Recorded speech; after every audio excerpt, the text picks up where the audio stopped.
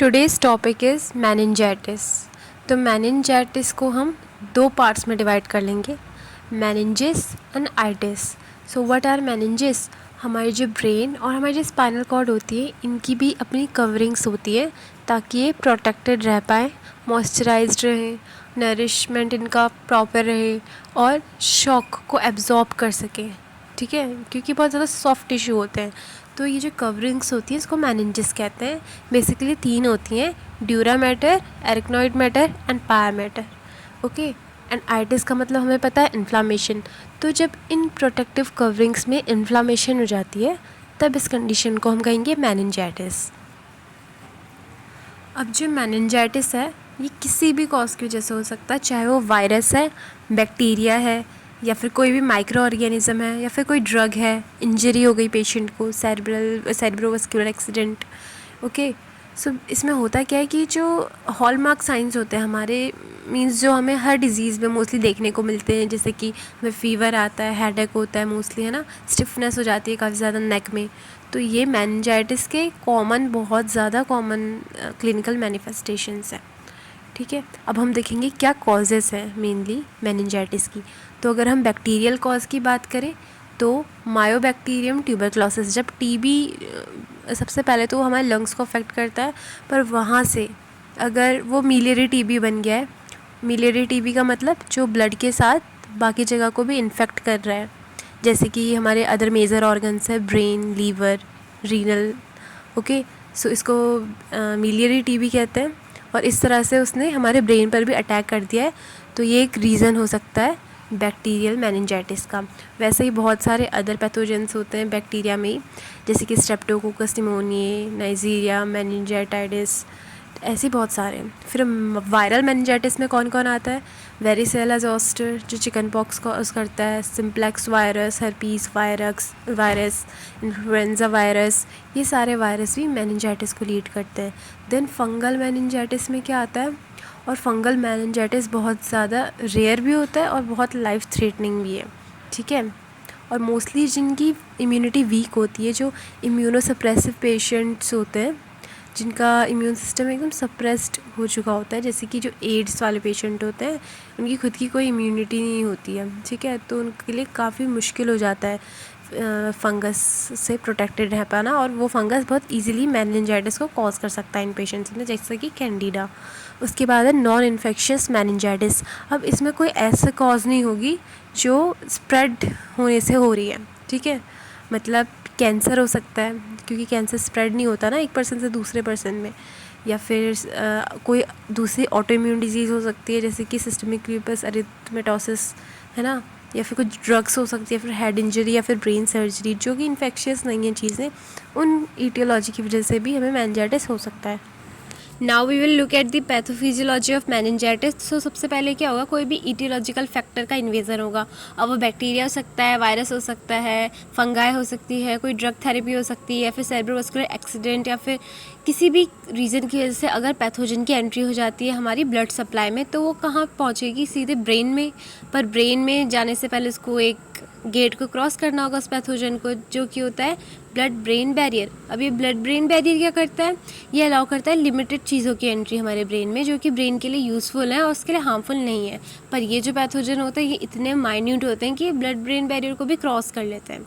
अब क्या होगा, हमारा जो ब्रेन है, हमारी जो बॉडी का इम्यून सिस्टम है, वो डिटेक्ट करेगा कि कोई ना कोई फॉरेन सब्सटेंस, पार्टिकल, पैथोजन का इन्वेजन हुआ है। इसकी वजह से हमारा इम्यून रिस्पॉन्स जनरेट होगा, इन्फ्लामेशन होगी वहाँ पे, और जो हमारे सेरिब्रल टिश्यू परफ्यूज़न है ना, वो ऑल्टर हो जाएगा, क्योंकि रिड्यूस सेरिब्रल ब्लड फ्लो होगा। अब क्या होगा, क्योंकि इम्यून रिस्पॉन्स जनरेट हो गया है, तो जो सेल की परमिएबिलिटी है वो इस पॉइंट पे इंक्रीज हो जाएगी, और प्रूलेंट एक्सुडेट जो कि बाय प्रोडक्ट्स होते हैं इन्फ्लामेटरी प्रोसेस के, वो हमें देखने को मिलेंगे। और वो क्या कर देंगे, जो हमारी क्रेनियल नर्व्स होती है ना, उनकी जो शीथ है, आउटर शीथ उनकी, उन्हें भी कवर कर लेंगे, जिसकी वजह से हमारी नर्व्स जो है वो ऑल्टर फंक्शन करने लग जाएंगी। ठीक है, उनके फंक्शन में ऑल्ट्रेशन हो जाएगा। उसके बाद और क्या क्या होगा, जो हमारा कोरोइड प्लेक्सिस होता है, कोरोइड प्लेक्सिस क्या होता है, जैसे CSF का प्रोडक्शन होता है। ठीक है, वहाँ पे ऑब्स्ट्रक्शन हो जाएगी। जो हमारी सब एरेक्नॉइड विलाई होती हैं, ये क्या करती हैं, यहाँ पे एब्जॉर्प्शन होता है CSF का। ठीक है, यहाँ पे भी ऑब्स्ट्रक्शन हो जाएगी। क्योंकि ये जो पैथोजेंस है ये उस चीज़ को ब्लॉक कर देते हैं। तो इसकी वजह से क्या होगा, जो हमारा CSF है उसको पाथवे नहीं मिलेगा ढंग से फ़्लो करने का, उसका एक्यूमुलेशन हो जाएगा, जिसकी वजह से हमारा ICP जो है वो इंक्रीज जाएगा। और हमें पता होना चाहिए कि नॉर्मल ICP कितना होता है, 7 से लेके 15 mmHg। तो मेनिंजाइटिस में हमें लास्टली इंक्रीज देखने को मिलेगा। उसके बाद हम देखते हैं क्लिनिकल मैनिफेस्टेशंस क्या क्या है मेनिंजाइटिस की। तो फिर यहाँ पे हमें हेडेक देखने को मिलेगा, सडन हाई फीवर देखने को मिलेगा, मेंटल स्टेटस में ऑल्ट्रेशन होगा, पेशेंट कंफ्यूज्ड होगा या फिर उसकी कॉन्शियसनेस भी ऑल्टर हो सकती है, वॉमिटिंग होगी पेशेंट को, और फोटोफोबिया होगा। फोटोफोबिया क्या होता है, जो लाइट होती है ना, अगर वो उनकी आंखों पे पड़ती है तो उनको बहुत ज़्यादा उससे मतलब वो टॉलरेट नहीं कर पाते हैं, बहुत इरिटेबिलिटी हो जाती है उनको लाइट से, फिर फोटोलजिया भी हो सकता है। इसमें बहुत पेन होता है इसमें जब लाइट पड़ती है आंखों में, ठीक है। या फिर लाउड नॉइसेस से भी पेशेंट को प्रॉब्लम हो सकती है, जिसे फोनोफोबिया कहते हैं। इरिटेबिलिटी होगी पेशेंट को, ड्राउजीनेस होगी, और बहुत ज़्यादा मेनिंजियल इरिटेशन के साइन दिखेंगे। न्यूकल रिजिडिटी होगी। न्यूकल रिजिडिटी का मतलब होता है हमारी जो नेक है वो स्टिफ हो जाती है एकदम। और हम अगर उसका फिजिकल एग्जामिनेशन करेंगे तो 2 चीज़ें दिखेंगी, एक तो ब्रूडजिंस्की साइन और दूसरा है कर्निक साइन। ये दोनों हमें पॉजिटिव दिखेंगे। ओके, सो लेट्स सी ये हैं क्या। उसके बाद और हाँ, हमें साइंस ऑफ इंक्रीज्ड ICP भी दिखेंगे।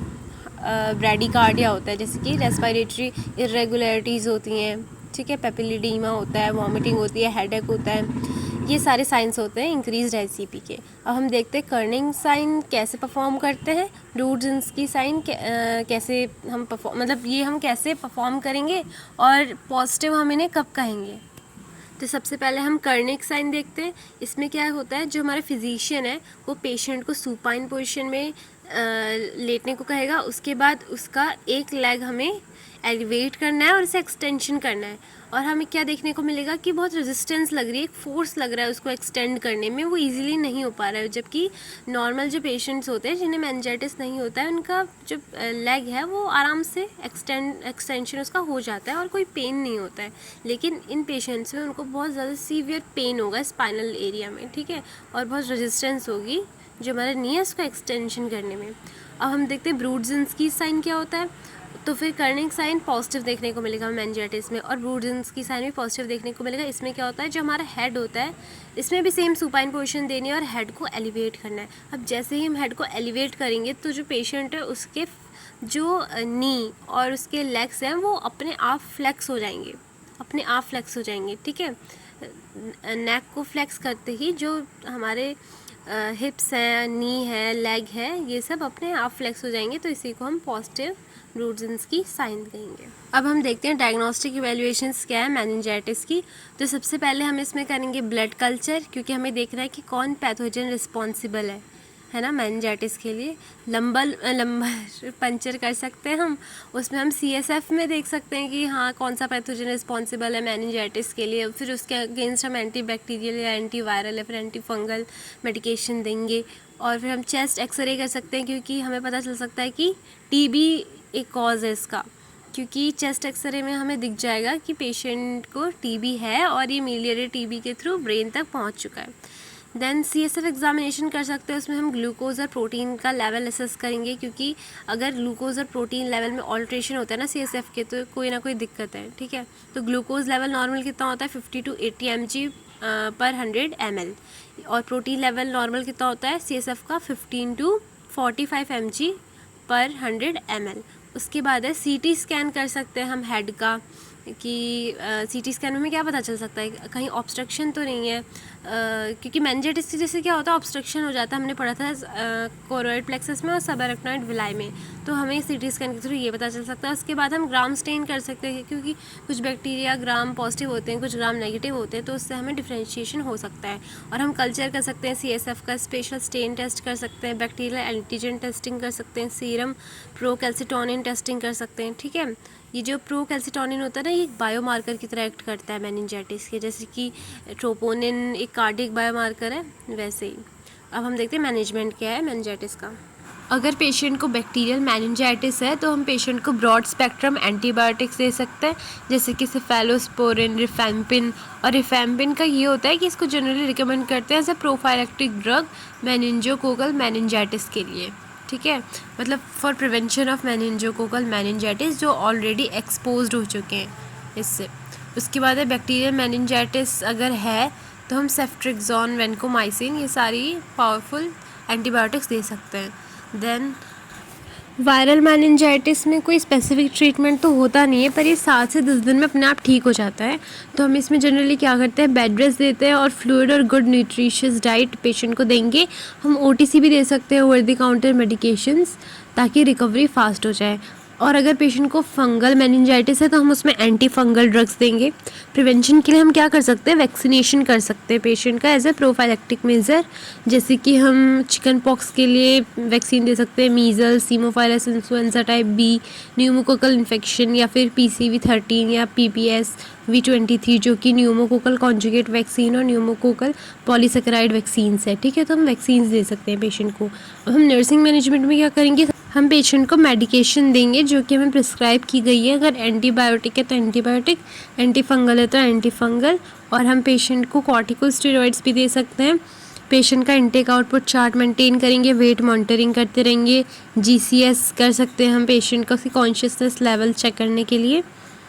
देन हमें टेम्परेचर मेज़र करना है through rectal route every 4 hours, और हमें अगर एलिवेटेड है, जो टेम्परेचर एलिवेटेड है अगर पेशेंट का, तो हमें कूलिंग मेजर्स प्रोवाइड करें, जैसे कि हम कोल्ड एनीमा दे सकते हैं, कूलिंग मैट्रेस दे सकते हैं, कूलिंग स्पॉन्ज बाथ दे सकते हैं। ठीक है, और हमें क्या करना है, अगर पेशेंट को इन्फेक्शियस मेनिंजाइटिस है तो हमें पेशेंट को आइसोलेट कर देना है, और हमें रूम में डिम लाइट को मेंटेन करके रखना है, क्योंकि जो पेशेंट्स फोटोफोबिक होते हैं उनको काफ़ी ज़्यादा इरिटेशन होगी। What are the nursing diagnosis of meningitis. तो सबसे पहला डायग्नोसिस हम बनाएंगे इनफेक्टिव सेरिब्रल टिश्यू परफ्यूज़न का। अब ये रिलेटेड टू किसके लिए होगा, इंक्रीज्ड इंट्राक्रेनियल प्रेशर, या फिर हम सेरिब्रल एडिमा भी लिख सकते हैं। Then it is evidenced by patient is having delirium, hallucination, drowsiness. Second nursing diagnosis होगा हाइपरथर्मिया का, related to invasion of pathogen और इन्फेक्शियस प्रोसेस। अब ये कैसे एविडेंस होगा, by increase body temperature and flushing of skin, increase respiratory rate and heart rate. Then third nursing diagnosis बनेगा acute pain का, क्योंकि इंट्राक्रेनियल प्रेशर इंक्रीज्ड है, as evidence by patient is having neck stiffness, headache, irritability and nuchal rigidity. Then fourth diagnosis बनेगा imbalance nutrition, less than body requirement, related to restricted intake and vomiting. Then sensory perception disturbance related to neurological deficit as evidenced by altered sensorium. Then anxiety related to threat or change in health status. हमने जो nursing diagnosis पढ़ी है उनके हिसाब से अब हम nursing care plan देख लेते हैं। नर्सिंग इंटरवेंशंस में फोकस करेंगे। तो सबसे पहले हमें क्या करना है, पेशेंट के वाइटल्स चेक करते रहना है, उसका प्यूपल साइज एंड रिएक्टिविटी को चेक करना है, हेड सर्कमफेरेंस को मेज़र करना है, और अगर यूरिन आउटपुट 1 ml या फिर 2 ml पर kg पर आवर आ रहा है, मतलब उससे बिलो आ रहा है, तो हमें फिजिशियन को बताना है। और हमें क्या करना है, यूरिन की स्पेसिफिक ग्रेविटी चेक करनी है। जो नॉर्मल यूरिन की स्पेसिफिक ग्रेविटी होती है वो होती है 1.005 टू 1.030। अगर इससे नीचे या फिर इससे ज़्यादा आ रही है तो हमें फिजिशियन को बता देना है। देन एंटीमाइक्रोबियल एजेंट देना है, और अगर टेम्परेचर ज़्यादा है तो हमें एंटीपायरेटिक्स देना है। देन हमें पेशेंट का वेट रेगुलरली मॉनिटर करते रहना है और प्रॉपर पोजीशनिंग देनी है, स्पेशली जब हम फीडिंग करा रहे हैं तो उसे अपराइट पोजीशन में रखना है। और अगर पेशेंट फीड नहीं कर पा रहा है खुद से तो हम उसको थोड़ा जॉ मूवमेंट में हेल्प कर सकते हैं अप डाउन करके, ताकि वो ईजिली च्यू कर पाए। अगर इतना भी नहीं हो पा रहा है तो हम NG ट्यूब इंसर्शन कर सकते हैं, देन NG फीडिंग करा सकते हैं। और लेवल ऑफ कॉन्शियसनेस चेक करते रहना है पेशेंट का। एंटी एमेटिक मेडिकेशन देना है इफ़ उसे नोज़िया एंड वॉमिटिंग हो रहा है। हमें इंश्योर करना है कि पेशेंट ऐसे इन्वायरमेंट में तो नहीं है जहाँ पे बहुत ज़्यादा एक्सेसिव नॉइस है, एक्सेसिव मीन्स ब्राइट लाइट है, बिकॉज ये चीज़ें इरिटेशन कर सकती है पेशेंट को, और पेशेंट ऑलरेडी इरिटेटेड रहेगा। देन हमें पेशेंट की physiotherapy, occupational therapy, speech and cognitive therapy पे भी ध्यान देना है, और हमें पेशेंट को रेंज ऑफ मोशन एक्सरसाइजेस कराते रहना है ताकि उसका नॉर्मल मूवमेंट वो रीगेन कर पाए। So that's all for today. Thanks for watching. Bye.